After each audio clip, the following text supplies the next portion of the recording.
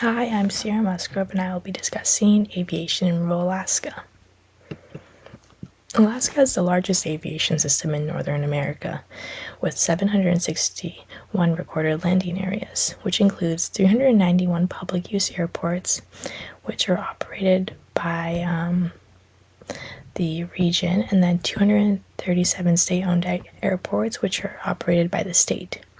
There are 34 Air Force installations and 13 U.S. Army installations. There are 86 private airfields and 9,217 active pilots and 8,713 registered aircrafts. This makes it the largest system in Northern America. Nearly 82% of Alaskan communities are inaccessible by road. Alaskans fly on average 8 times more than the average U.S. citizen. Communities off the road system depend heavily on the aviation sector for cargo, mail delivery, and passenger flights all year round. The economic impact of aviation in rural Alaska is quite intense. It provides direct employment, and many sectors in communities rely on aviation to provide transport to bring things in or out. The aviation industry itself provides 47,000 jobs within Alaska. Regional airlines provide incentives and grants to provide technical training to local residents for necessary workforce training.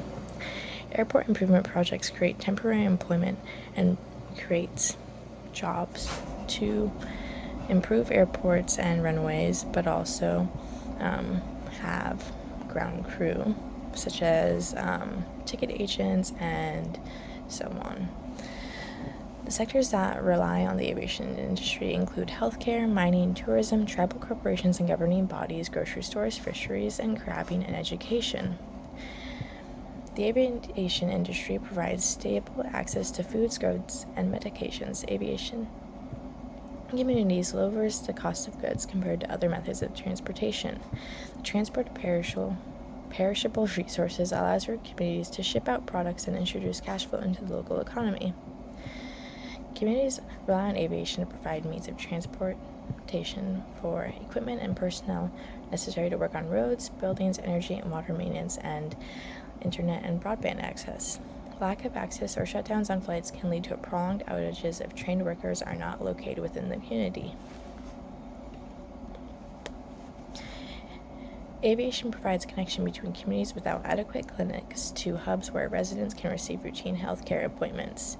In times of critical needs, medevac flights can bring severely hurt or ill individuals to hubs so they can receive life-saving care. Aircraft is necessary to transport essential medical supplies and equipment. Aviation also provides quick means of access to remote sites such as Red Dog Mine. Workers, heavy equipment, supplies are transported to sites to support operations. Harvested material is flown out so materials can be quickly introduced into the global economy. Rural businesses rely on cargo planes to import consumer product. It supports access to larger markets despite isolation. It allows for timely transport of goods, perishable and non-perishable food that communities would have otherwise not had access to, and specialized equipment for running a store, such as freezers and so on.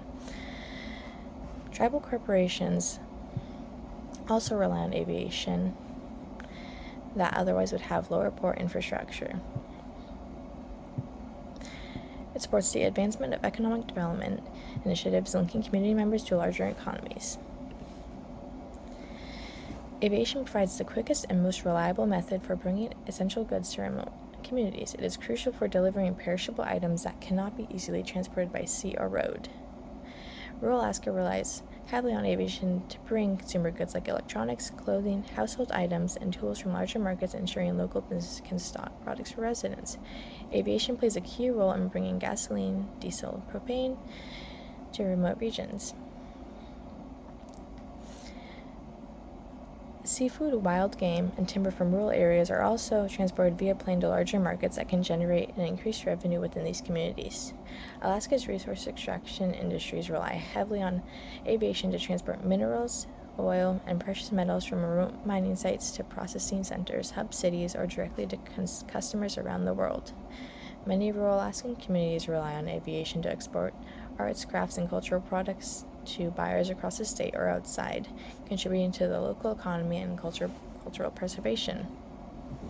The economic sustainability of aviation in rural Alaska is quite difficult due to high operational costs, a low market demand, and geographical and environmental challenges. Airlines operating in rural Alaska experience high fuel costs due to remoteness of many communities. Limited infrastructure and lack of critical supports lead to higher operational expenses.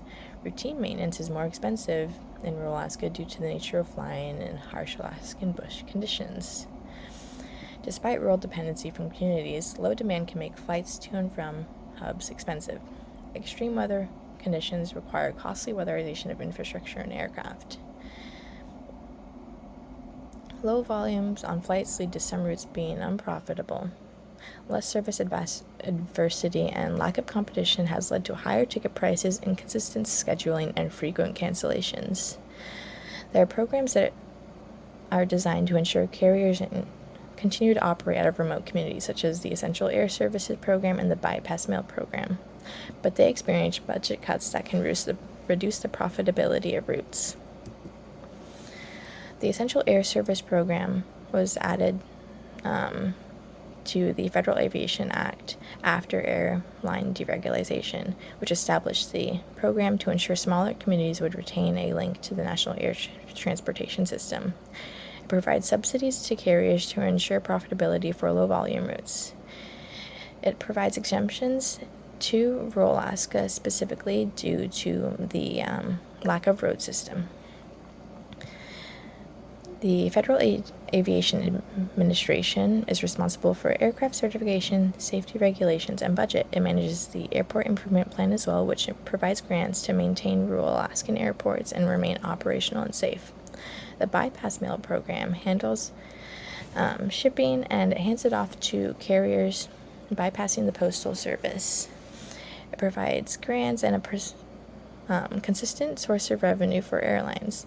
Bulk mail, along with cargo and passengers, which is known as the three-legged stool, makes flights to rural communities economically viable.